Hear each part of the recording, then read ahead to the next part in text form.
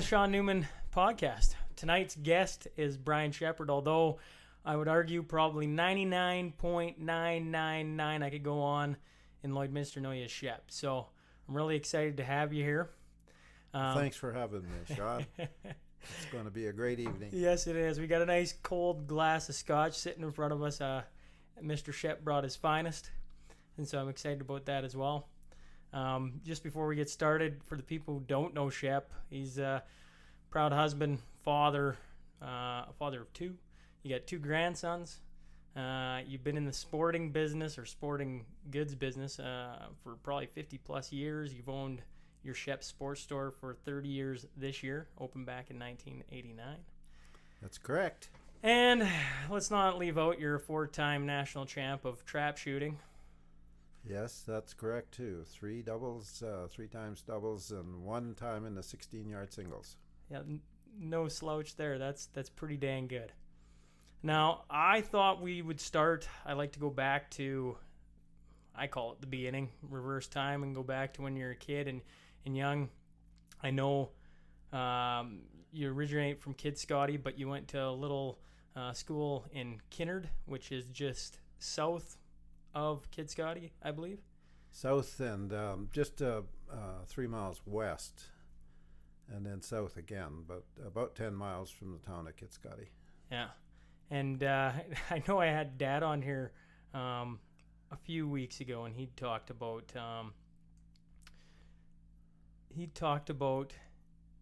how he had to ride the horse back and forth to school and those old stories. You'd mentioned something about skis and wearing them out. I didn't have the luxury of having a horse to ride, so old Shanks pony was given up for a set of wooden skis with the old leather harness on them. Stick your felt boots with your toe rubbers or with your rubbers on there in those old harness that they had, and away you go across country to the school. And these were hickory skis, but they were the old kind you used to buy in the hardware store, probably for $9.95, which was quite a bit of money back then. And physically, we could wear those out in 1 year by skiing. We had a few fences to cross, and of course the barbs always took a gouge out of them, and we never ever waxed them. We just used them. So it was about a mile straight across country from our house to the school, 2 miles around by the road. And it was in the wintertime every day we skied there and we skied back. And then on the weekends, didn't have anything else to do, so we'd get on our skis and go up to the biggest hill, which was about 3 miles away, and we'd ski down that hill all day long, just for something to do back then. Of course, we had to carry in our wood, for the wood stove, and we had the luxury of having a well in the sand cellar that we had. It was 14 feet deep. Just had a sink pump on that, and we'd pump the water up from the 14-foot well, and we had basically running water without the added pressure that you have in the city. But it was really good soft water, and didn't have to carry that. You're making me feel pretty soft right now. They always tell the old stories of we had to walk a mile to school uphill, and on the way home it was a mile uphill again, and it was in 4 feet of snow. But you actually went through that. I mean, I can't imagine doing that or making a kid in today's world do that. But I wonder back then, if you ever complained about it, what did your parents say? Or did you ever complain about it? No, we never complained about it. We actually had a job, was janitor for the school, so when we got to the school, we had to light the old pot-bellied stove and walk over to the neighbors, which was, it seemed like a long ways, but it was probably 200 yards. And we would have to fetch back a 5-gallon bucket of water for the school for that day. So we had chores to do. We got $15 a month for that, split 2 ways. We got $7.50 a piece a month. Which wasn't bad money. Wasn't bad money back then, no. Yeah. No. And how many kids in the school, or what grades maybe? There was grade 1 to 9, and there probably wasn't any more than 15 at any top end time. Yeah, probably 15, I'm going to say. I've got pictures that I was looking at the other day. I should have counted them. There was enough kids to fill 3 horses on one of the pictures. Like one of the horses had, I think, 5 kids on it, but 3 horses carried the whole school. Oh, okay. Just for the picture. No kidding, right? Like, yeah. I mean, and that would have been a single room school, right? Yeah. And back then it sounded like, it felt like it was a huge room. But now going back there, I've been back several times just to have a look, and it was really tiny. Yeah, well, there's Really only, tiny. I mean, there's not too many of those left standing, those old No, schools. there isn't. This one's maintained by by the neighbor that we used to get the water from. He owns it now, and he maintains it a little bit. At one time, I had it grain storage for grain, of course, but the old school was turned into a grain store. You gotta love farmers. Yeah. I think on back at the farm, Grandpa used to have an old garage for his cars, and he got it moved on top of a hill, and he turned it into grain storage. So this old car garage got moved off the cement pad and was turned into. I can just imagine Grandma. You're gonna do what? Yeah. But that's you made it work the best you could, right? Yeah. And if something needed to be moved, and they did it. Yeah. You guys did it. Exactly. Yeah. How old are you now, Sheppard? I'm 78. 78. January the 11th, I turned 78. Yeah. You can hardly believe it, to be honest. I got to be quite frank. I get 78. Like, man, that's 1941. Yeah. You've seen some things. Yeah, I have. Yeah, the Second World War was in progress. Was in progress. Yeah. Yeah. Holy mac. Well, that's a long time ago. Yeah. Of course, then there was the ration books and everything for gas and sugar and stuff like that, that you had to have in order to get that product. You had to have what they called a ration. It's a little stamped, ration stamps is what they were, and you pulled out a stamp and give it to the store clerk for 5 pounds of flour or 5 pounds of sugar, and especially gasoline. You could get only so much gasoline because it was rationed. I can remember all that. I'm speechless right now. Yeah. Like it's hard to imagine a world like that. I mean, we've been so fortunate here in Canada, right? Like, I mean, absolutely. We haven't, in my lifetime, we haven't seen anything even remotely close to that in my 30-some years, 32 years now. Yeah. We had Dad had an old Ford car, and the gas tank was right in front of the windshield.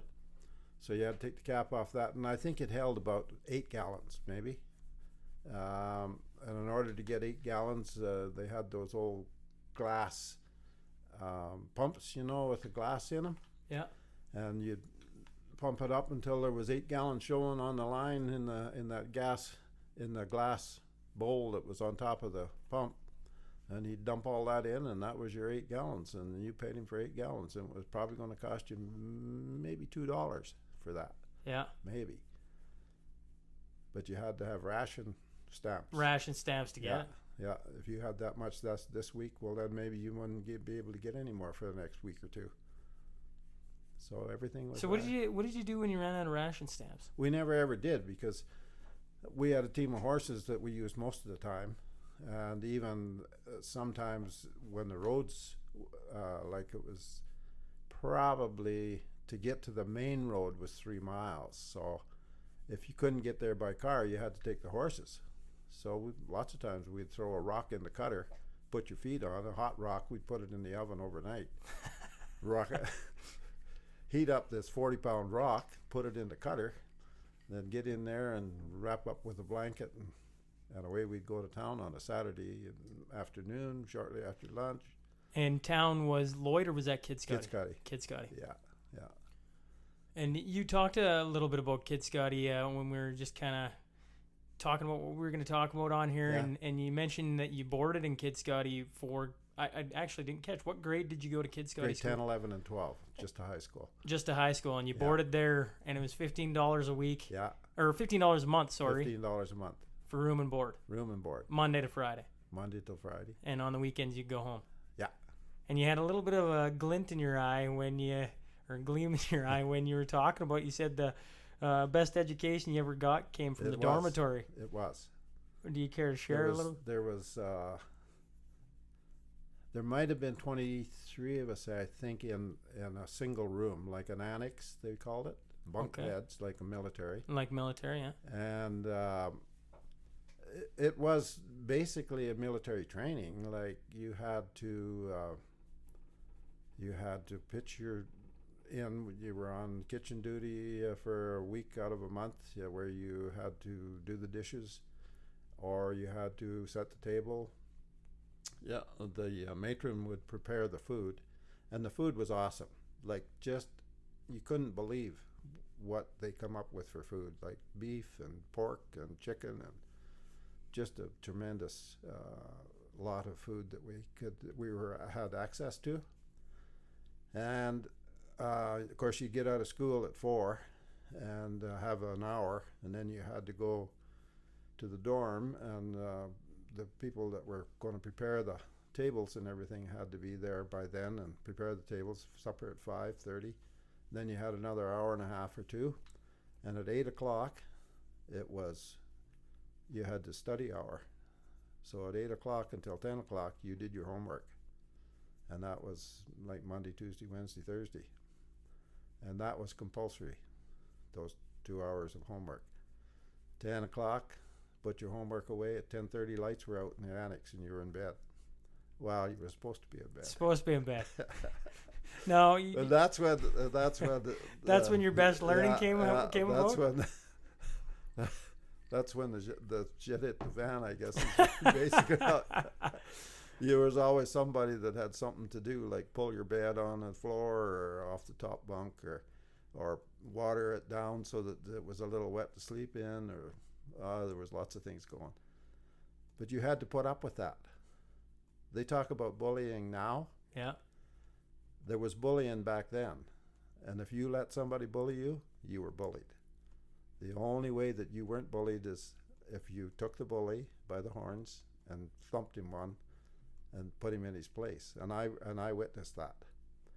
There was one kid that was getting bullied by another boy, and he was really agitating at it.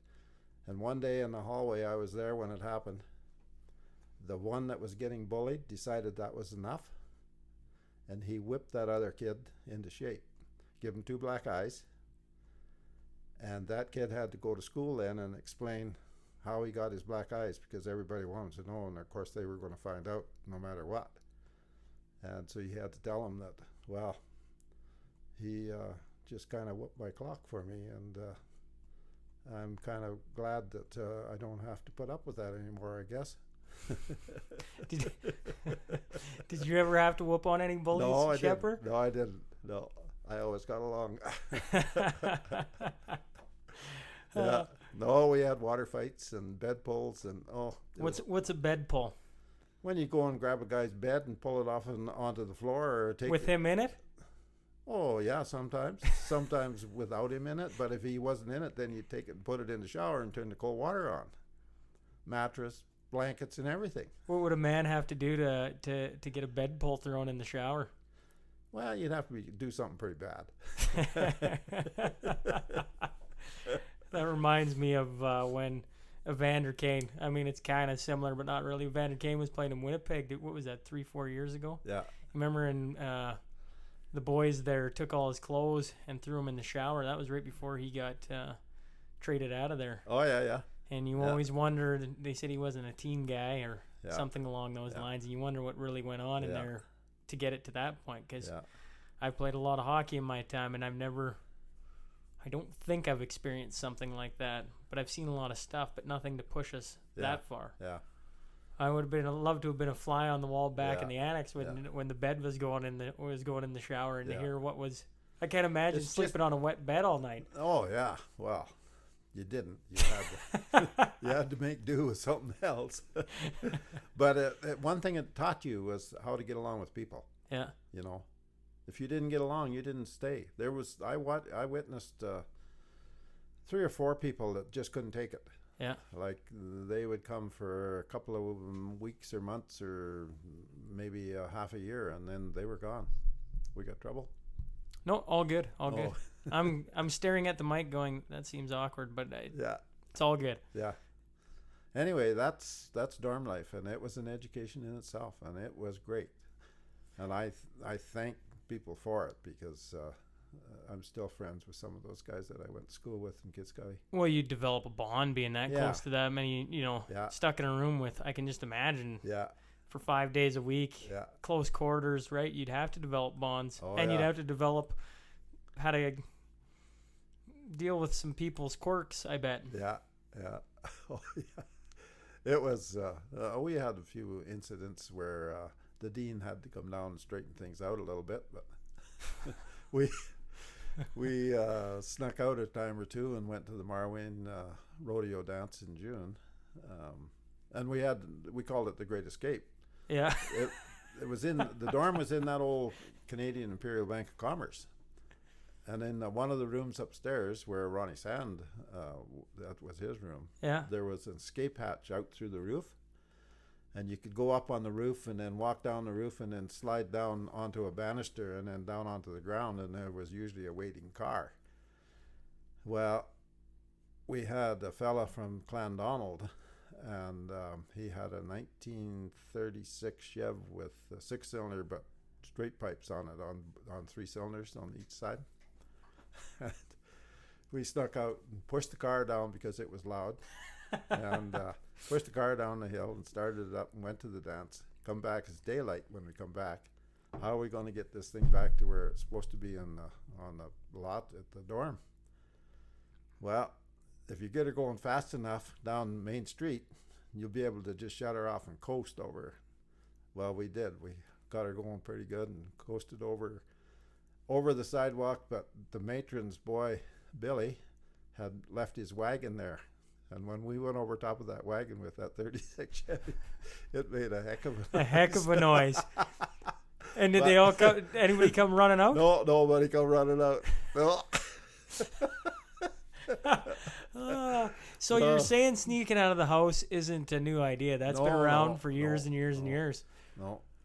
And the girls' dorm, of course, was over on the other side of town, and they pulled some of the big Great Escapes too, of course, and had to go to the dance with us because we needed a partner. Well, absolutely, you need a dancing partner. Yeah.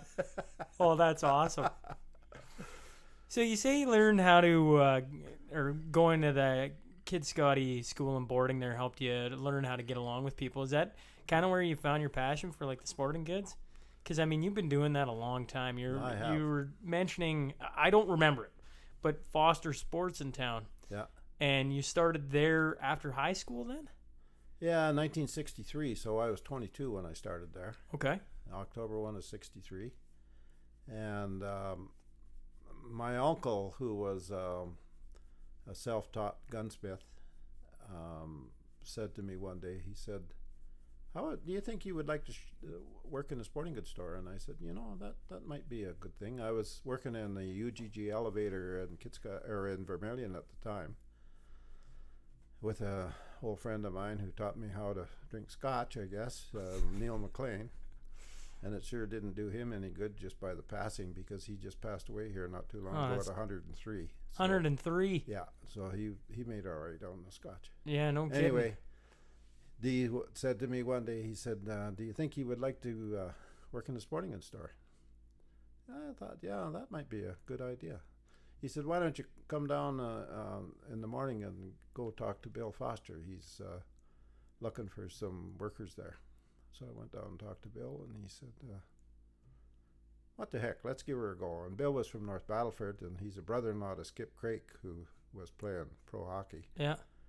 And so we got going and kind of got along together, and I did the work and he did the playing, and everything went fine until 1986, I guess. Well, backtracking a little bit, 63 to 72, we were right in the corner where Factory Sports is now, but it was where they had all their off-season goods in that one little corner. In that one little corner, yeah. And the pool room was in the back of that building, and Norm's Barbershop was there, and they had I think a insurance office was there. Graham Riome was just down the street with insurance. But in 1972, we bought what was then Hanson's Hardware.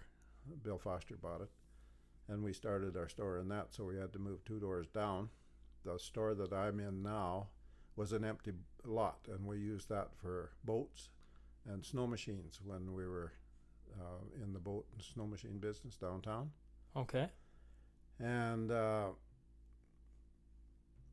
was an original snow machine sitting there in that empty lot one day, and it needed some gas. And what it was just on the front end was skis with a hood on it, and the back end was the track, which was like a feeder chain on a combine or something that was only about 12 inches wide though, and it was made of steel, and the motor sat behind that right on the back end, and it was just a little air-cooled motor. Foster decided one day he's going to go over and see Sid and Bob Bexon over at White Rose, where about where the United Church is now. And lo and behold, he got over there and of course had a coffee and something, and went to start that machine on the way back, and in order to stop it you had to push a piece of metal down on top of the spark plug and just ground it out, and that would stop the engine. So he pulled the rope and away it went. The throttle was stuck wide open, but he managed to leap and hit that button and it stopped. So they fooled around with it for a minute or two and figured they had it all going. So CDK May and Big Larry Nordquist, he said to Bill, well, we'll grab a hold of the handlebars and hold it just in case it gets away on you again. So they were holding on to the handlebars, and Bill gave it a pull, and away it goes with them. Dragging them along.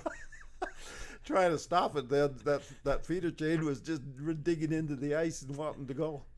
Anyway, Bill got her stopped again, so he buggered around with it a little bit more, turned it around and headed it the other direction. Figured he had it going, so he pulled the rope, and away it goes across the street to the north, and there was a used car lot there, and it went right between 2 cars into that lot and up against the brick building there and stopped. So then they really did fix it so it wouldn't do that anymore. Just another one in the snow machine industry. Yeah. And when did you guys get, like... That was about 1965 or 66. And how long did you sell snow machines and boats for? Well, until about 1986. So, and then in 1986, we Bill Foster bought what is now the Royal Bank Building. Okay, yeah, right on Highway 17 there. Right on Highway 17 at the corner of 49th and 50th. 48th and 50th. 49th and 48th and 50th. Anyway, that building we purchased and put the sporting goods store in there, and he sold the boat lot that was over there on Highway 17 where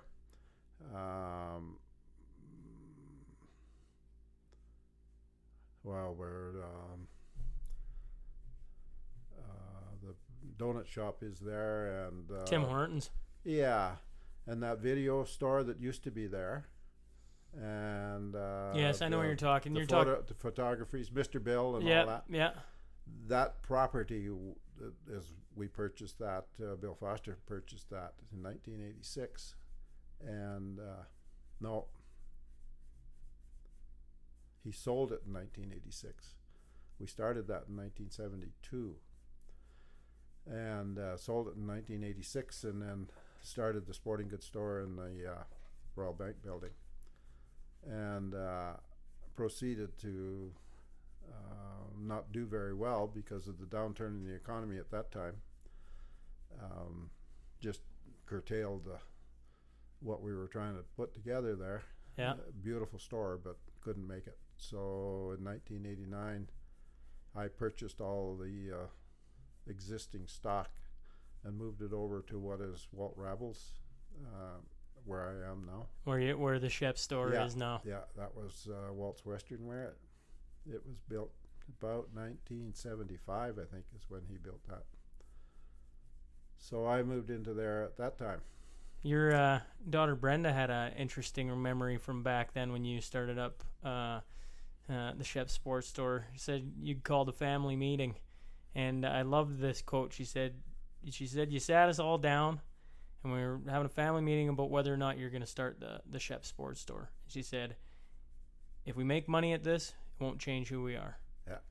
And for the people who've never been to Shep's store, even since I was a little kid, you walk in and it was probably the friendliest place you're ever going to go into. I was laughing with Brenda actually yesterday, and I finally got to have a coffee for the first time at Coffee Row at Shep's, and I said I've walked by it so many times, and then yesterday when you offered it to me, I got to sit down and have a coffee at Shep's. I mean, I've been walking by this now for a few years, but it's such a friendly place, and I mean, like, you've been, I don't know, like almost like a pillar of the community, Sheppard. Like, I always joke there's no better skate sharpening in town, but I don't know if I've had my skate sharpened by anybody else but you since I was yay high, right? Like, yes. I was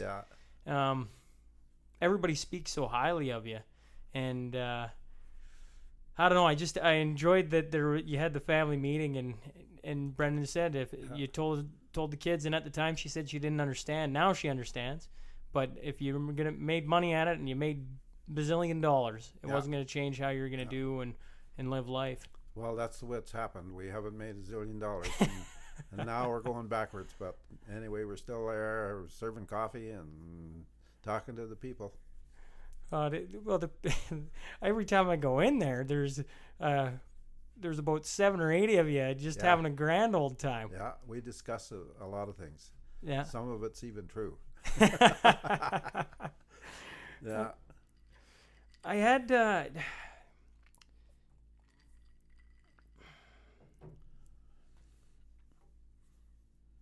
we were talking about different families and how you've had the sports store open 30 years now, and how you've probably seen, and I always use my experience, right? You saw 5 little Newmans come through, or you've seen the generations come through. Is there any stories from the store that just stick out, or where people are coming through, or I mean, you go through I was looking at the walls yesterday, and you got, like, you got the big names. You got the Holtby, the MacArthur, the Redden, the Craig. You go down the list. You got all, and then I started looking further. You got the Spurs from back in the day that won a national championship, and they were I'm gonna get scolded for this when I come home because Jason was on that team. My dad helped coach that team, but that was, I think, Bantam or Pee Wee, maybe midget. I can't remember now. But softball, fastball. Yeah. And there's a bunch of minor hockey teams. You got the Shoulda Had'ems up there. I guess I'm just curious. Like, you ran the sports store for so long. There has to be, or maybe there isn't, but there must be something that sticks out in your mind as like a fond memory from running it, or somebody who walked through your door and you were like, oh, geez, I won't forget that anytime soon. Yeah. Well, there's a couple of things that have happened. For one thing, Brady Holtby used to come in, and Greg used to bring him in and have something to do, and he'd say, Shep, can you look after Brady while I go and do this and that? And I'd say, where you bet? And Brady would put every piece of equipment on other than the skates. He'd put the helmet, he'd put the gloves, he'd put the pads, he'd put the body pad, and then he'd stand there and he would shadow saves. And the only thing I didn't do was get a picture of that. How old would he have been then? Oh, time flies, Oh, God, I don't know. It was a long time because he was just a little guy, maybe just a 6 little guy, years old. 5, 6, 7 Shep, years the old. babysitter of Braden Holtby. Yeah. Yeah. And when Joy Hartnell brought Scotty in for a pair of skates, and of course I took trades, so took the old ones, and Joy said, so how much do I owe you, Shep? I said 10% of his first contract, but I never got it in writing. If you're listening to this, Scotty, you owe Sheppard 10%. 10% of what he did. Yeah. That's a lot of money. Yeah, yeah. There's just been so many guys. Like, it started, I guess, with Paul Kelly, maybe, back then when he couldn't make the midget team in Lloydminster, so he went to Marwayne and played hockey. Yeah. And then went out to New Westminster and played hockey, and then he went to Los Angeles and played hockey. Yeah. Played for 12 or 14 years there. And I'm sure he's the only guy that's got a cartoon that was made by one of the cartoonists in Los Angeles. And there's a pair of skates sticking out of the penalty box with number 9 on the back and a red leaf on the front. And he's looking at the ref and saying, "Gordy who?" He put Gordie Howe into the penalty box with a body check. No kidding. And never got any retaliation against it. Yeah. He's a big man, though. Yeah, he is. But then again, you're talking about Mr. Hockey. Yeah. Yeah. Yeah. Skippy tells a story, too, when he was playing against Gordie and Marty, was it? Marty was the other one that played with him in the NHL. The brother you're talking. Yeah. Yeah. No, well, his son. Or son, yeah. No, sorry. Yeah, you're right. Yep. And Skippy said, "I give Marty a cheap shot like you can't believe." He said it was really dirty. And he said, "I know Gordie's seen it." And then I had to take a break, and then I had to go out, and I knew Gordie was going to be on the ice. And he said, "That is the only time that I never wanted to go back on the ice for my shift."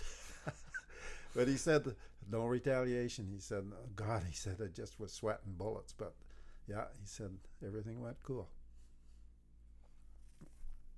Lots of hockey stories. Oh, there's so many hockey stories. Well, you've seen it all, right? Yeah. I mean, like, Yeah. I was curious. I got one of my questions that I wanted to ask you on the hockey front, or actually, I'll leave it open to sport.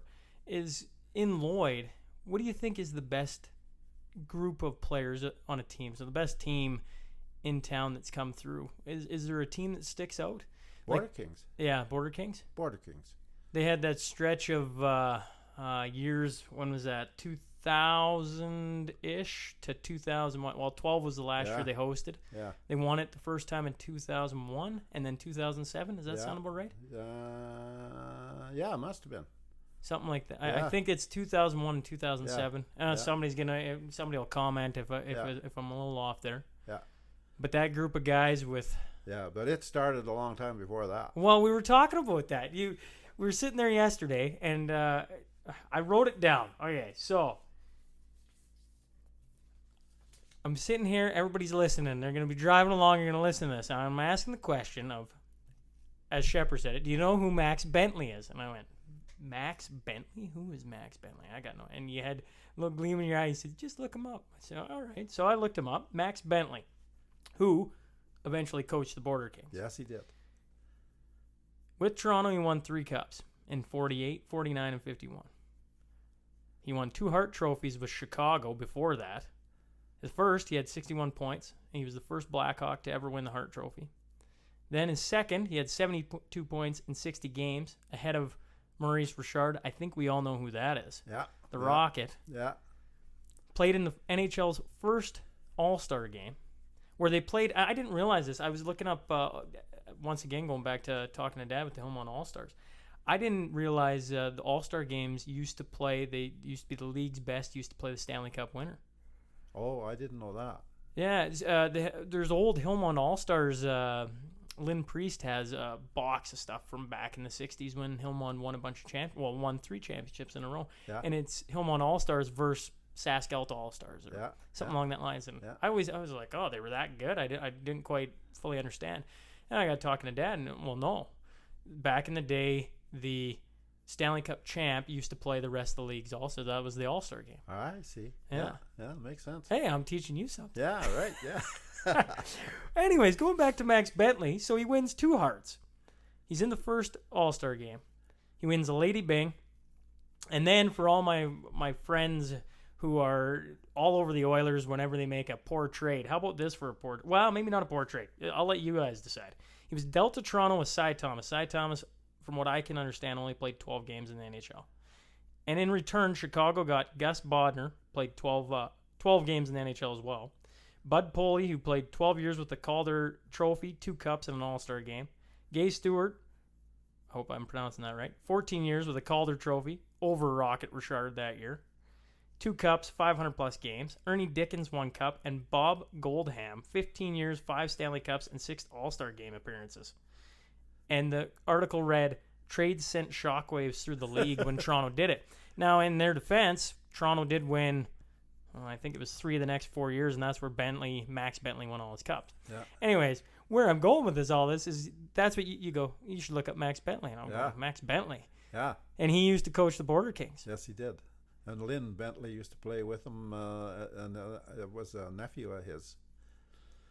And they were a little bit off the board as far as people go, but but they Max was beyond his ability to really perform at a high rate of endurance, because I think he was probably in his early 60s when he coached and played with the Border Kings. And he played. And played. Well, he didn't give me that nugget of Yes, information. he He was Reg Dunlop, the player coach. Yeah. Well, he coached and played At 60 years old. Yeah. You know, I was having the conversation. I've probably had it on every podcast now. People are probably getting tired of hearing it. But I'm 32 now. I'm still playing Saskatchewan. And I asked the question, you know, at what age did guys retire and that kind of thing? Because I got friends who retired in their 20s. I got friends who retired brothers that retired at 34, so a couple of years off. And everybody has, you know, their different stories of why they retired. And then I hear 60. Like, I highly doubt I can play that good at 60. And I didn't beat Maurice Richard for the Hart Trophy in the NHL by any means. But that's a long time to play. Yeah. And that was a tough game back then. But you still play the game very well, so you can't quit. Well, I was at the game on Friday night, and there was a Meadow Lake gentleman there that was senior, but well-spoken and well-versed in hockey. And he said, you got to watch that, Shaun. He controls the game back there. And he said, he controls it very well. And that's a quote. Well, I appreciate that. Yeah. I'll take that as a feather in my cap. Yeah. And so what you're saying is I got to play till at least a few more years. Oh, absolutely. Yeah. If you win the cup again this year, it'll be what the heck. Well, for the people who don't know, and we beat Meadow Lake in double overtime for the second straight game to move on to the Saskatchewan Finals against St. Walburg, which starts this Friday. And St. Walburg beat Wainwright, who had been the 3-time champ. So it'll be a good series. You bet. Yeah. You bet. But, I mean, that's the way it should be. It should be. Yeah. I was actually asking around because I can't remember the last time Saskatchewan Championship had 2 SAS teams in the final. It's got to be quite a few years. Yes. So how did that go? St. Walburg beat Wainwright? Yeah, St. Walburg beat Wainwright in the other semifinals 4-1. Wow. Yeah, they got one heck of a line on the top there with that St. Jacques, who used to be assistant coach for the Bobcats. Okay. And then they got that Bailey, who was the MVP, leading goal scorer, most points of our league this year. And then Casey Knight, who, once again, somebody's going to correct me because I'm probably going to be wrong on this, but I think he played Junior A in North Battleford, and then I believe he was at Lakehead out in Thunder Bay. And so they got a top-notch first line. Yeah. And they can put the puck in the net. There's no doubt about that. So who are you going to put on them to cool them down? Yeah, that's a trade secret, I guess. So going back to Max Bentley. So was Lloyd in shock that they got a Hart Trophy winner at that time, or was it not that big a news? I didn't. I was just a student of the game back then, and it really didn't ring any bells. I knew that he had been in the NHL, and that he was old enough to be probably not a top-notch player, but he still knew how to carry the puck and go from one end to the other. Maidstone was in that league back then, and they hated him with a passion because he was good or a little better than average. Yeah. But that was in the days when the Border Kings were something to watch. Yeah. And that was in the old rink over there on 50th and 48th, the corner, about where that medical center is now. Yeah. Behind the fire hall. Behind the fire hall. Yeah.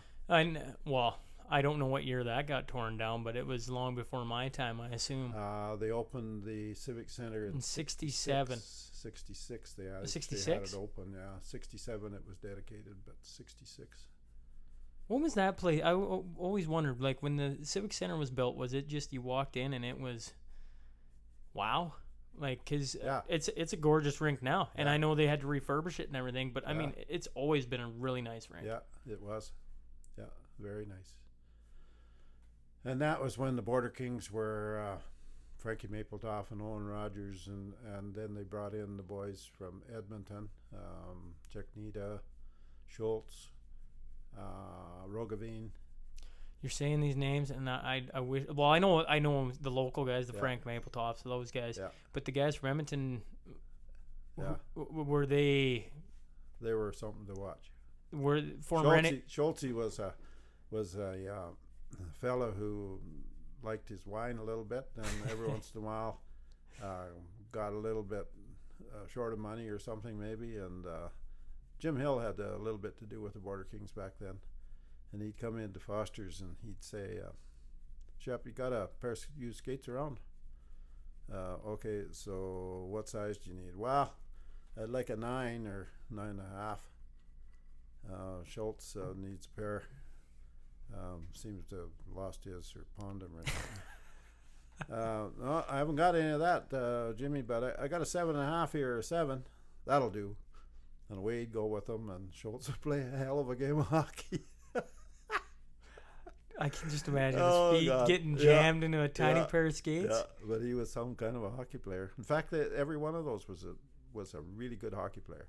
And we had some series with the loggers out of Powell River. Okay. And one year we would go there, and the next year they would come here for the interprovincial, like Alberta against BC. Yeah. And it was a real tussle, because those old loggers, boy, I'll tell you, they were tough. If you beat them, did you go to the Allen Cup after that? No, that was it. That was it. Yeah, yeah. To my memory, anyway. I don't think they had. They might have called those the Westerns back then, though. Okay. Somebody would probably be able to clue me in on that. Like Randy Smith probably would know for sure. Do you know, like with the guys that were coming out of Edmonton, were they paying them money then to come play? I think maybe a little bit. Yeah. Gas money. Yeah. Yeah. And you talk about this Schultz. Yeah.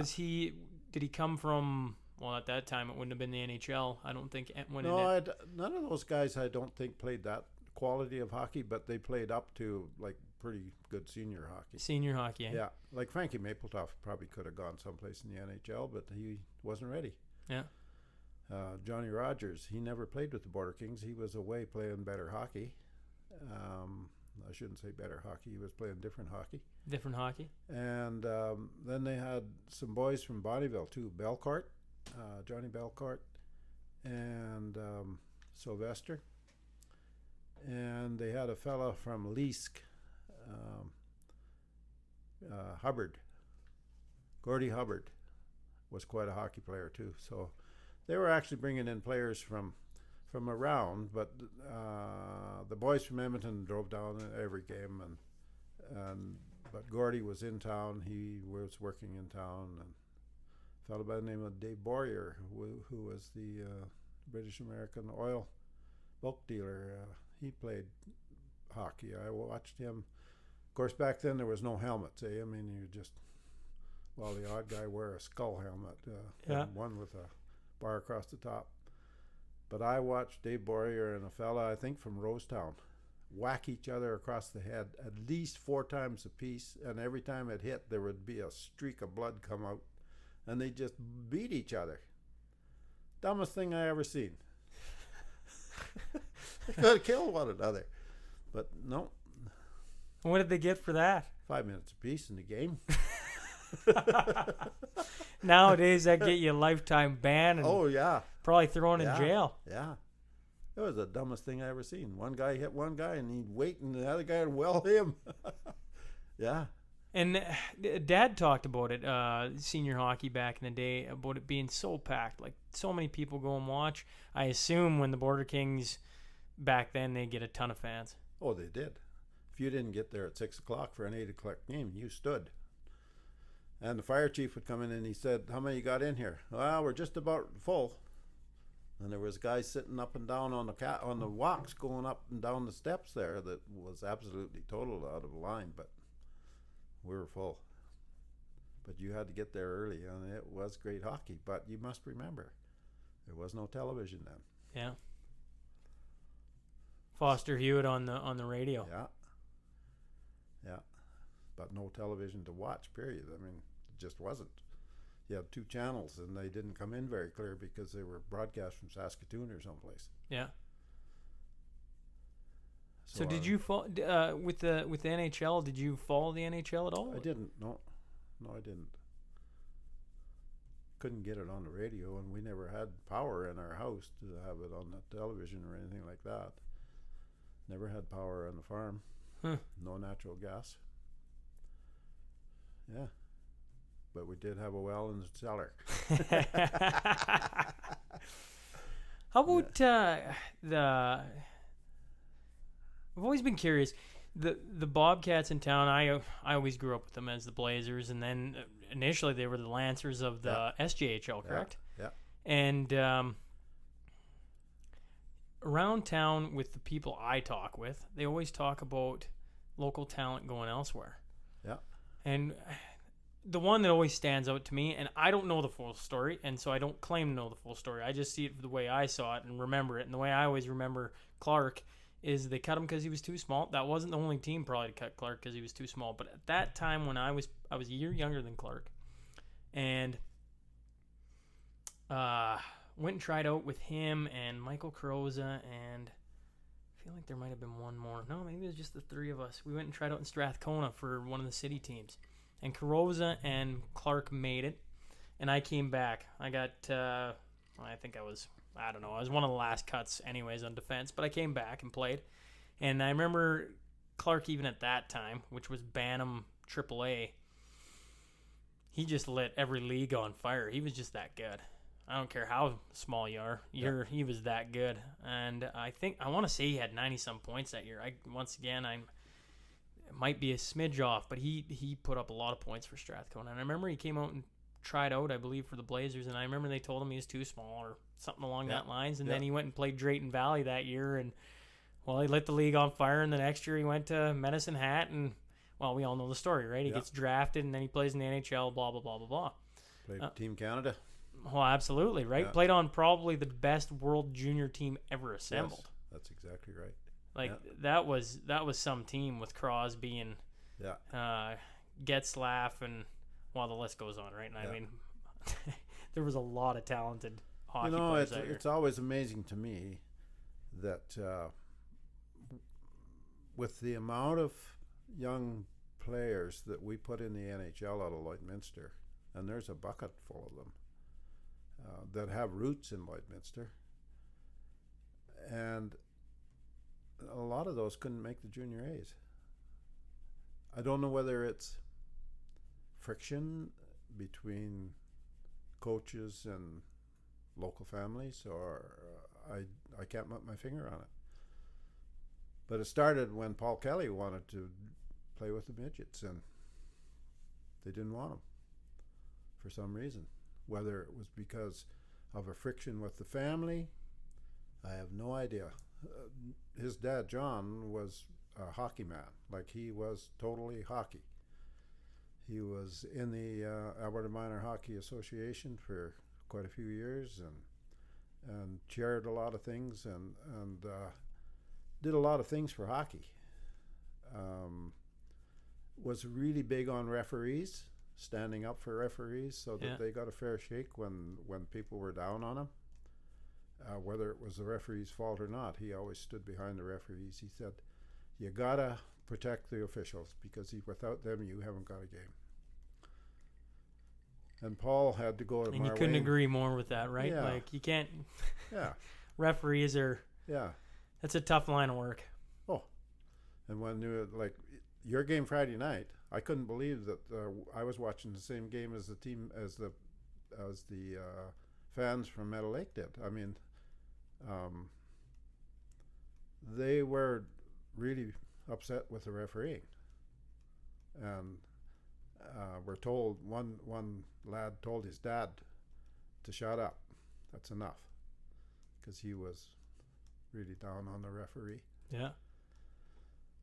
And it is, if you go to a game where you're absolutely unbiased, and I went with Johnny Kelly a time or two to provincial playoff games out of this district completely.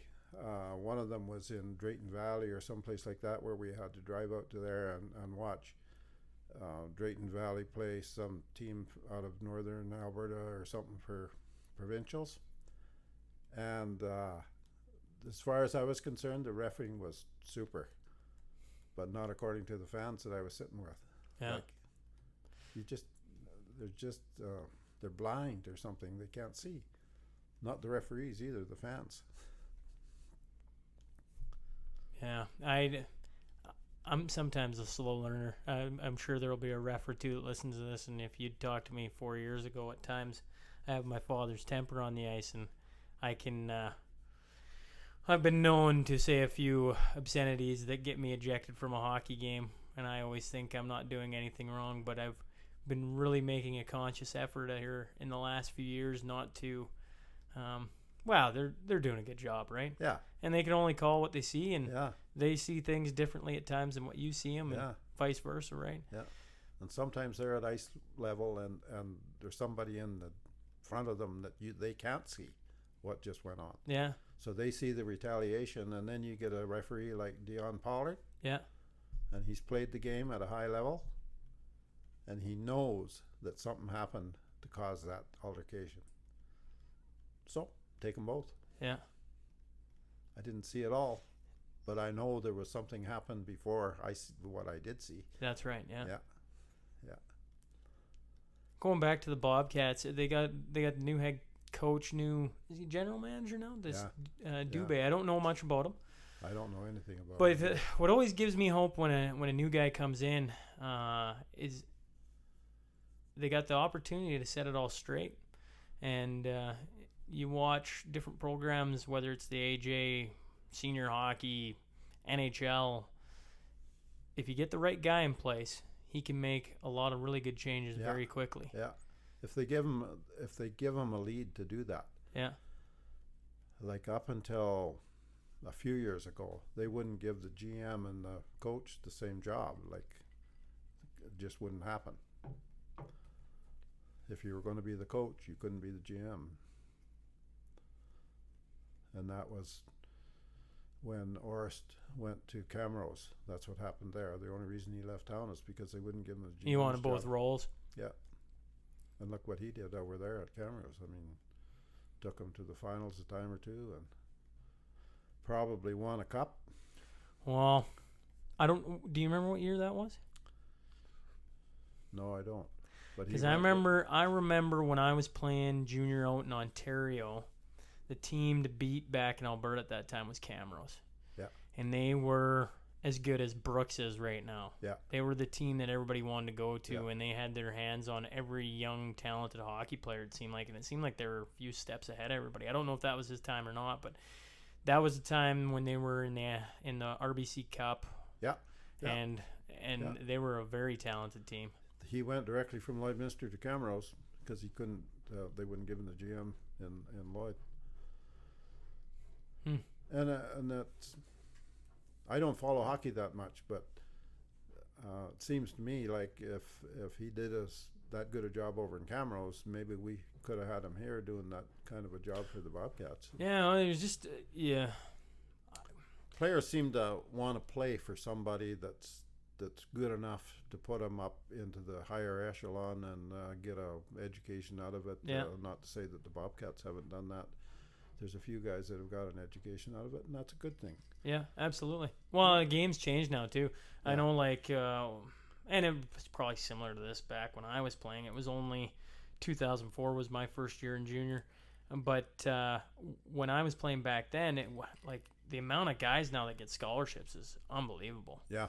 And for the most part, you were building, if you brought in 18-year-olds, they stayed 3 years for you, right? Yeah. Like they were playing until Yeah. they're 20. You wanted to max out in your 20-year-olds. You wanted to build that group, that core group. But man, like you watch, and I'm no expert on it, right? Probably say that time and time again, but you watch the junior ranks now, and there's guys who play half a year, and then they're gone to NCAA or wherever, and Yeah. it's a quick in and out lots of times, and Yeah. that's tough on a program. Yeah. When you lose your star players that quick. You only get Yeah. them for a year. You only get to, you're trying to develop somebody at 18 and mold Right. them into somebody, because there's a huge change that goes from 18 to 20. Yeah. Yeah. And I mean, an even bigger change in 20 to 25, and I'd argue even a better change yet again from 25 to 30. Yeah. Exactly. Yeah. Yeah. You just get smarter. I lose a little hair, but we haven't talked yet about. You're 4-time champ. Let's talk about like 4-time national champ, Sheppard. I don't know how many. I mean, I'm sure there's a lot of people that do know that, but I'm gonna sit here and say that a good majority of Lloyd didn't know we had a trap shooter in town that was that good, let alone 4 times that good. And you started at 35 is what you told me. Yes. Yeah, I did. So before we go 35 onwards, maybe we could pull it back before 35. Like, did you grow up hunting and around guns? You'd mentioned you had, I think it was an uncle that was self-taught. Is that how you learned then? He was the one that was responsible for most of my gun things that happened. Yeah. Yeah. Of course, living out on the farm, we had coal and wood stove, eh? So you always had an ash pile that had the ashes on it. And right below our house was a nice sized slough, which always had a mud duck or two or something out there that you could shoot at, even though you're not supposed to shoot mud ducks. But he had what they called a 244 rifle, which is a forerunner to the 6mm. And they're pretty quick, and they got quite a muzzle blast. And I'm 13 years old or 12 years old, and I'm gung-ho to go, and I'm a pretty good shot. And, well, here, really good place right here at this ash pile. He said, just lean over that ash pile. He said, lay down on your belly and put the gun down there. And he said, shoot at one of those mud ducks out there on the slough. So he loads me all up. I get down on this thing, and I get the mud duck in the scope. I pull the trigger, and there's ashes come out of the muzzle blast of that thing like you can't believe. Just covered me. And I look around to see where he is, and he's about 15 or 20 feet behind me, just killing himself laughing because I'm covered in these ashes. Whether I hit what I was shooting at, I have no idea. But that was a good education right off the bat about muzzle blast on a rifle, that you don't want to be out there when that happens. And that started from there, and then we would go duck hunting, and we would go grouse hunting, and never ever did go deer hunting, but grouse and bird hunting was always in forefront with him. Yeah. And so then you're 35, and somebody suggests that hey, why don't you get into trap shooting? Yeah, that's what happened. And not only do you get into trap shooting, it takes a few years. It wasn't like the next year all of a sudden you're world champ or Canadian champ by any means. No. But you have to work at it. Yeah, well, like anything, right? You got to put in the time to get better at anything you do. Yeah. The more you do something, then you build that skill. And but so you start in 75, and then what is it, 78, 77, 78? That you win your first one. No, 80 or not 70, sorry, 80. 87. 87, 88. Yeah. 87, I won the doubles in Hamilton. And I tied an Eastern person with 97, so we had a shoot-off. Yeah. And I beat him in the shoot-off and won it on the first go. You should, for the people who don't know trap shooting, what is doubles versus singles? That's doubles is there's 5 walks where you stand, and they throw 2 targets at each one of those stations 5 times. So there's 10 targets come out on each one of those stations for a round of 50. And 2 targets come out simultaneously, and you have 2 shells in a shotgun, and you break both targets if you can. In Hamilton, when I won the first one, I broke a 97 to get the tie, and then I ran the tie so that we got that cup won. That started it off. And next year it was in Brandon, the Canadian. And these Canadian shoots back then were probably, they're a lot smaller now, but there was probably between 350 and 400 shooters there that were competing for the same prize. So, you know, it was a little tougher back then.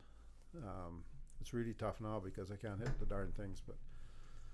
And then in 1988 in Brandon, I broke a 97 again, maybe a 98, and won that one clean. Didn't have a shoot off, and my very good buddy Jerry Mills broke a 199 in the singles, and so we had 2 Lloydminster boys with first prize prizes in the Canadian. I talked to Jerry today. Yes. He's very humble. Yes, he is. Yeah. He was talking that he doesn't shoot anymore. No. And but he said Shep's been slacking off too. Yeah, that's the truth. Can't hit him anymore. Neither one of us. So then you win 2 in the 80s. Yeah. You win your 3rd in 94. 94. Yeah. And then 95 you win it in singles. Yeah. And the singles were probably a feather in my hat because I don't shoot singles that well. I've always shot doubles fairly good. We went out and we shoot them in hundreds. So you go out and shoot 100 targets, and then they take a break, and then you shoot another 100 targets. So first 100, I broke 100, hit them all, and felt pretty good. And then the second 100, you know, when it gets towards the end, when you're going 195, 196, it gets a little, so that the feathers in your stomach are starting to get out of there. Absolutely. Anyway, I managed to break the next 100, so we had 200. 200, you broke every one. 200 straight, yeah. Never missed any targets. So then, of course, there's always somebody else that shoots 1 or 2 of them. So I was tied with a friend of mine from Brooks, Ron McConnell, and a fellow from Calgary that turned out to be the ATA president in later years, who is the only Canadian that was ever the ATA president for the whole of North America. Oh, wow, okay. Anyway, we went out to the shoot-off, and the bugs are flying, you know, they're giving you a little bit of a You bad just time. hit 200, and it still ain't good enough. So we shot the first 25, and 2 of us broke all them, and Ronnie McConnell missed one, so he was out. So now you've hit 225 in a row, and you still don't have. No, don't. Do you win a trophy, a buckle, a statue? What, do they give you a golden gun? It's just a trophy. It's just another plate or another cup or whatever. Fair enough. So now you're at 225. Yeah. So then we went back and got another box of shells and went out, and we both ran those. So now we're at 250. 250 straight, no misses. And then we went out and got another box of shells, and we'll go out, and Jesus, if he didn't miss one. And right behind him, I missed mine. So there we are, 24 apiece. So then we went back and got another box of shells. Now we're on the 300. And he happened to miss one more, and I buckled down and managed to break all mine. So I had a 299 to win the singles event. And that was in Edmonton.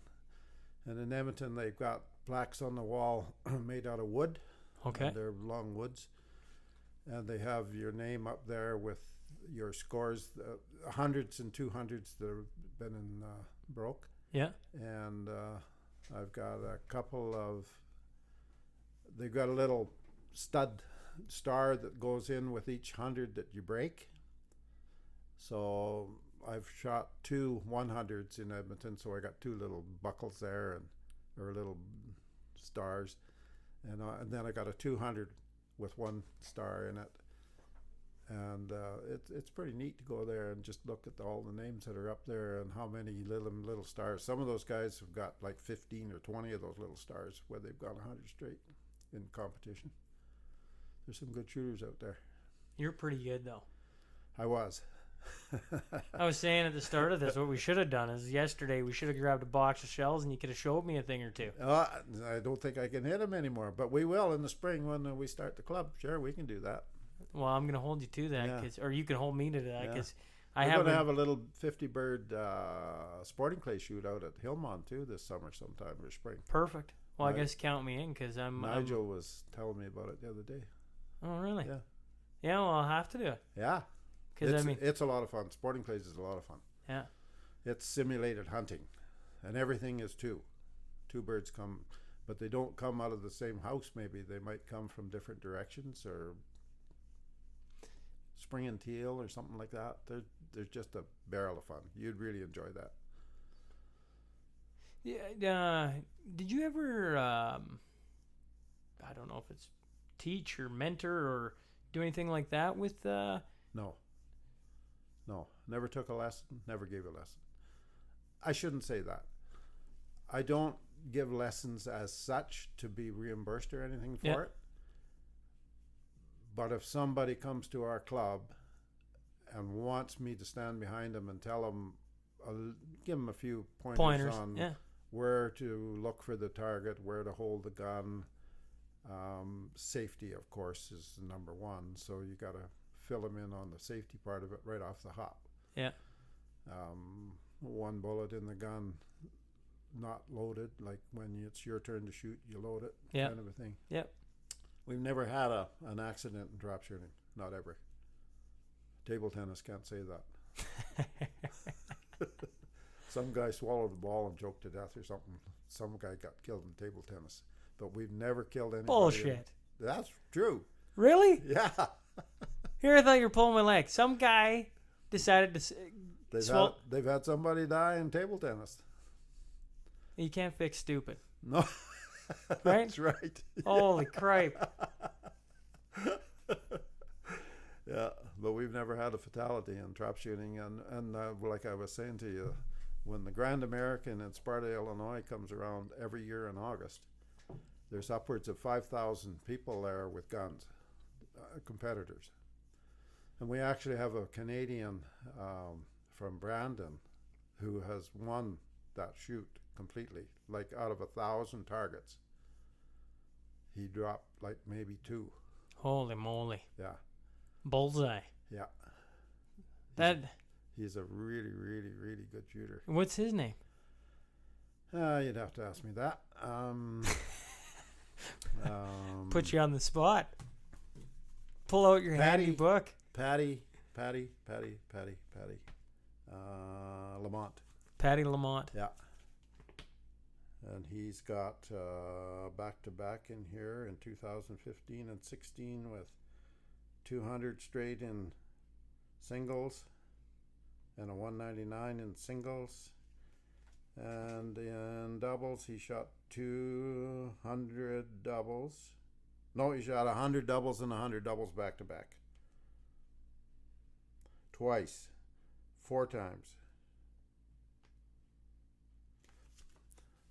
He's a heck of a shooter. And he won the... that Grand American is very prestigious in trap shooting. Like, you're going up against people that make a living at that. Just trap shooting. I asked you this off air, and I think I understood why it doesn't convert over, but I'm going to ask you again, because trap shooting is an Olympic sport, and there's world championships every year. But that's Olympic trap. And it's just a little different. That's different, yeah. They shoot one target at a time, and they also have doubles that they shoot. But the targets are coming out at 3 different speeds, at 3 different heights, off of 3 different traps. There's a bank of 3 traps in front of your walk. Yeah. And that target can come off any one of those traps. Have you ever tried it? Yeah, I've shot it a little bit. And just... Didn't like it. Didn't like it. Hit Oh, I just always assume, right? You see you're a national champion of trap shooting. Yeah. And then you see Olympics, they have trap shooting. I'm Yeah. like, Yeah. holy crap, do we got Olympians sitting across from me? But it just isn't this. No. It's a little bit different of a sport Yeah. then. Rod Bowl was an Olympic trap shooter, and he's a really good ATA shooter too. But he was an Olympic champion in trap shooting. Okay. Yeah, he's from down in that South Country, down by Regina, Okay. and he was a really good Olympic trap shooter. But he shoots release trigger, and a release trigger is, in some instances, you develop a flinch, which means that you can't pull the trigger. You see the target, everything's going fine, and you can't make that finger pull that trigger. It just won't. It won't. It locks up on you. Yeah. For various reasons. They've kind of narrowed it down to recoil for one thing, noise for one thing, and confidence is the other. Like if you don't have confidence in breaking the target, you'll develop a flinch. So then you get a release trigger. It takes about 105 muscles to make your finger go that. It takes 2 to go like that. So what they do is they mount the gun, pull the trigger, and hold it. And then call for the target. And then when the target comes out, they let their finger go. Instead of pulling it, they push it. And the gun fires. I tried it. I didn't like it. That'd be hard to get your brain around. Yeah. Wouldn't it? Well, the guys that do it all the time. Yeah, it's Seem to have more like a trouble skill with like anything else, right? Yeah. They're so used to it that. Yeah. But going from what you do to that, Yeah. would be retraining the brain. Yeah, it is. And I can't do that. I just about pull that whole forend right off there trying to pull that trigger, and it won't pull anymore because it's already pulled. Yeah. And then you think, oh, yeah, I got to let it go. By then the target's on the ground. So there was 2 of them, really good friends of mine, Roddy Bolt and Gary Hill. And they both shot release triggers, and then the Olympic committee come out with, we are no longer can have release triggers. They're too dangerous. So if you shot release trigger, you had to quit the sport or else go back to a pull trigger. So they both quit the sport. No kidding. Yeah. Yeah. And absolutely love ATA trap shooting. They said one thing they missed in Olympic trap was the camaraderie. The Italians went over there, the Frenchmen went over there, the other Englishmen went over there, and they were in a little group and they were bubbling amongst themselves, but there was no camaraderie between everybody. Like when you go to the Canadian trap shoot, you pretty well know everybody there, and everybody's willing to share stories with you. And yeah, That's a lot of fun. That's camaraderie is what it's all about. I mean, yeah. shooting 100 targets takes an hour, and so you're there for 3 hours a day shooting 300 targets. What are you going to do with the other 21 hours? You can't sleep them all. So Yeah. yeah, Yeah. No, well, Saskatchewan has always been known for their camaraderie and what kind of people they are, and how bustling they are, you know. And yeah. in Hamilton one year, 2 of us went from Lloyd here. Ralph Mutter and I flew down. And there were some other guys from Saskatchewan there. And we rented a rent-a-wreck and had our own car and everything. And we were done at the club, so we went back to the motel room. And shortly after dusk, 8 o'clock maybe, or 8:30, they come into our room. Of course, we were all in one room. And Shep, you got to get up and have a look at this. We got the bar. What do you mean you got the bar? We got the whole bar. There was nobody left from the Hamilton Gun Club. So he said, so we loaded her all in the New Yorker, and she's in the trunk. I go out and look, and they had the whole bar in the trunk. They'd taken it off the line, put it in the trunk just in case somebody stole it in the middle of the night. So anyway, Jack Dury was from Saskatoon, and he said, in the morning, you know what we're going to do? We're going to get up. We're going to drive down the line like we own it. We're going to unload the bar and put it back to where it was and tell them we looked after it all night. And that's what you did? And that's exactly what they did, yeah. Yeah. But everybody trusted Saskatchewan. They wouldn't steal from anything. So, yeah. Just the whole bar. That's right. Just the whole bar. Yeah. Yeah. If you're going to steal, you might as well take it all. That's right. Yeah. Yeah. Yeah. It was fun.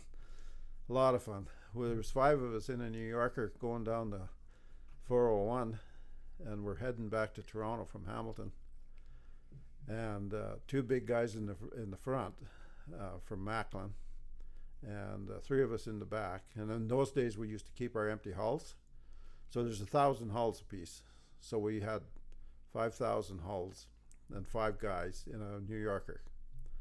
And we're going down the 401, and the guy on the right seat was the navigator. And we're going 4 lanes of traffic or 5 or whatever it happened to be. And we're on the left-hand lane, and all of a sudden he said, "We got to turn here." No, we don't. We don't got to turn here. We can't turn here. We got so much traffic. So we pulled over onto the shoulder on the inside and backed up for about 3/4 of a mile down 401 till we could finally work our way over and get onto that one that we were supposed to be on. Where you're supposed to be going. Yeah. Crazy. Yeah. Yeah. Get that doing that now, and you're going to have some sirens coming. Absolutely. Yeah. Yeah. We haven't touched yet. I've walked by the picture in your store. I don't know. In the last several years, it always sticks out to me. But with the Shoulda Had'ems, as you played rec with them for 30 years. Yes, I did. Yeah. And we talked about camaraderie, and that's what it's all about. And I assume that's what that was all about, right? Yeah. Being on the same group of guys for that long. Yeah. We talked. I always thought they went to Hawaii, but you corrected me, and it's Victoria they went to a few times. I never went on one of those. They were way too wild for me. I was kind of a cool guy and had to work, though. But I never went to Victoria. But I'll tell you, some of the stories that come back from there were just right out of this world. Yeah, they weren't good. I won't press you too hard. You have to ask somebody that's a lot smarter than me on what happened, but yeah, they didn't have any really bad incidents, but they had a few that were close. Yeah. Yeah. I'd heard Brenda was telling me, your daughter, that well, we talked. You retired you figured 2010. Yeah. And that's when Donnie Olson passed away. Yeah, heart attack. Heart attack on the ice. On the ice. Died on the ice. Yeah. Did Russ Robertson. With no, and Brenda was mentioning that there was no defibrillators. Is it? You know, the city of Lloydminster had ordered defibrillators, and they had come in, and there was no French on them, so they didn't put them into the rinks because there was no French on them. They had them in their facilities, but not in the rinks. And we held a little wake over at Ross Richards, and I wasn't playing that particular game, and I said, "Boys, we have to have a defibrillator," and I got $100 to put in on it. And there was about 18 or 19 of us there, and we each threw in 100, and we bought a defibrillator that night, kind of a thing. Mm-hmm. And to my knowledge, Joe Rooks has still got it in his bag. He carries it to every game. Never had to use it since, but it's there. It's there. Yeah. It travels with the Shoulda Had'ems then. Yeah. Yeah.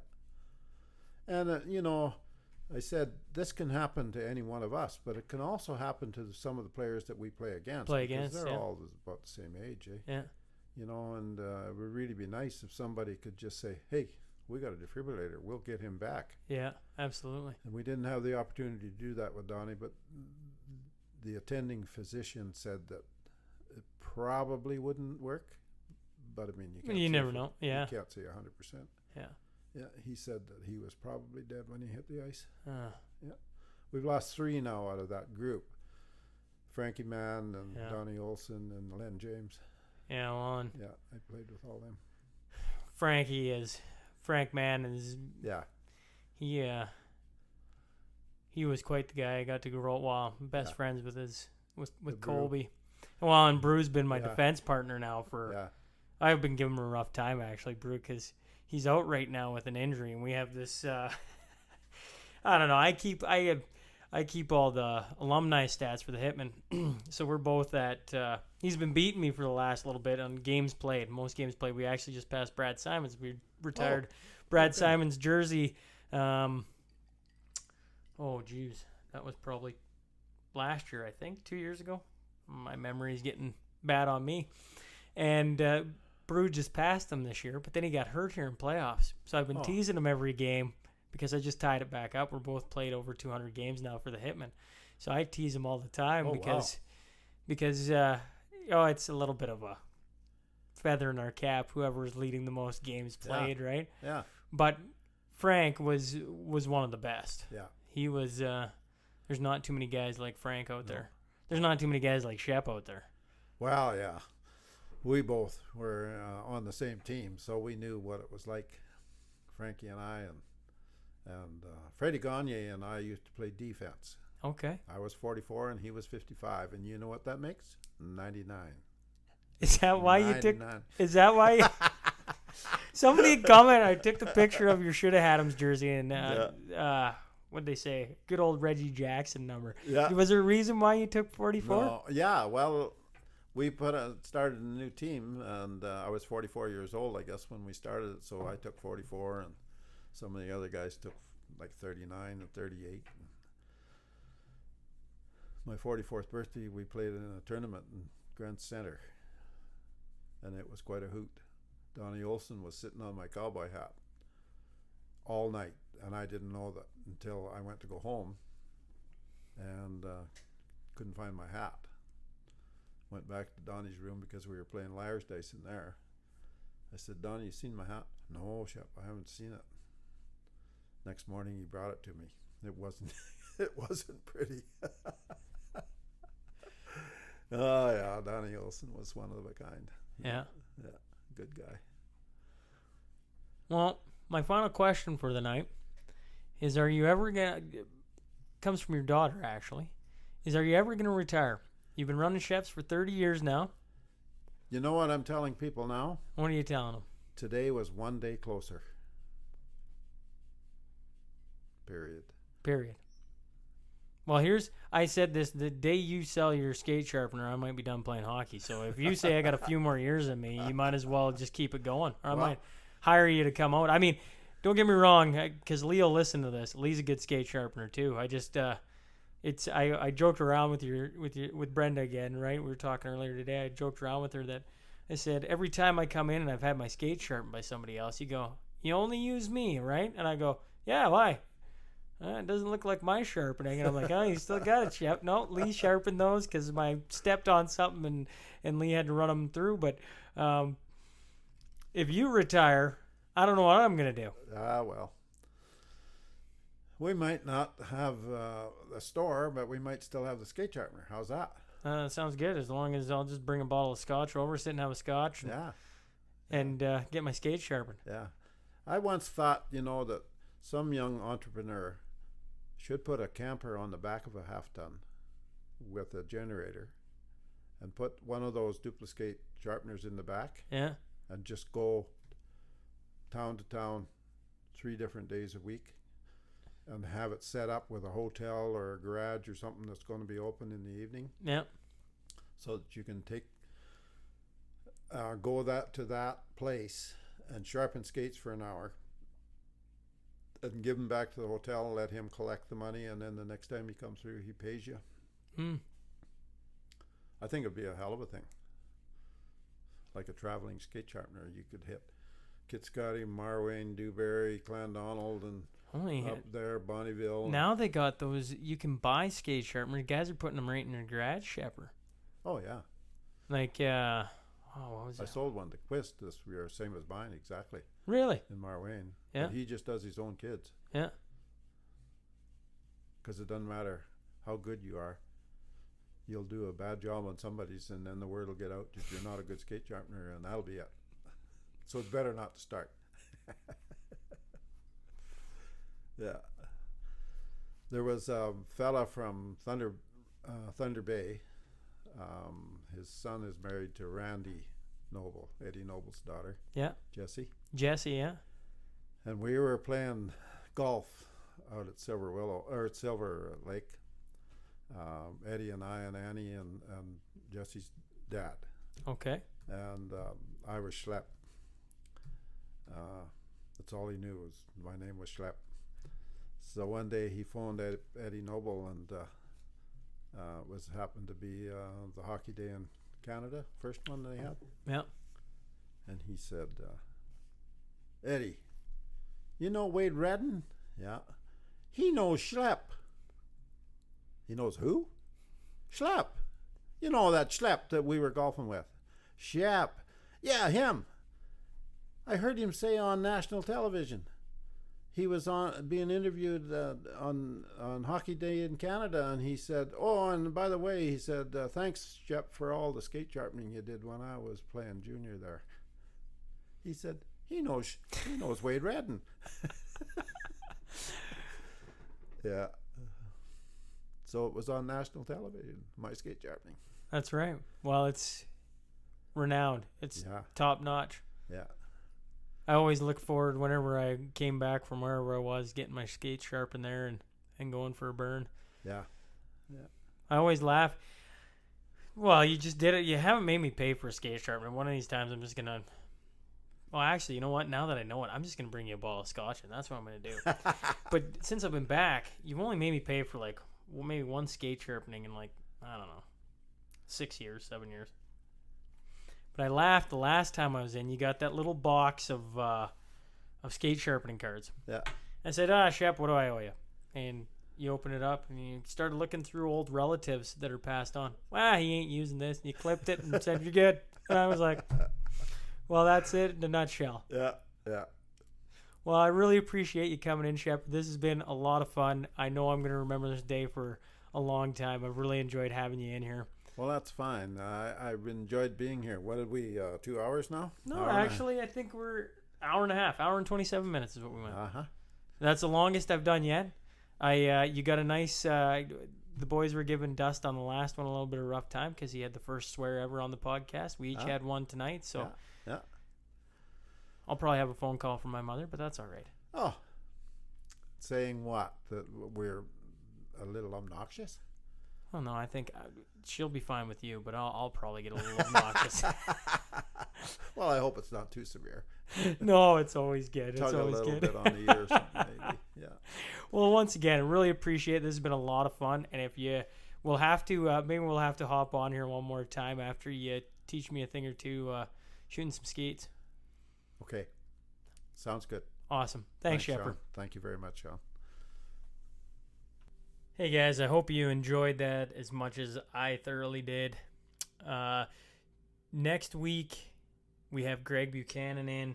He is Vice President of the Canadian Professional Chuckwagon Association, Director of Hockey Operations for the Lloydminster Junior B Bandits, former General Manager of the two-time Allen Cup champion, the Lloydminster Border Kings, and he's been in and around the hockey world for a long time. So stay tuned for next week as we have Greg Buchanan in. Thanks for listening, guys.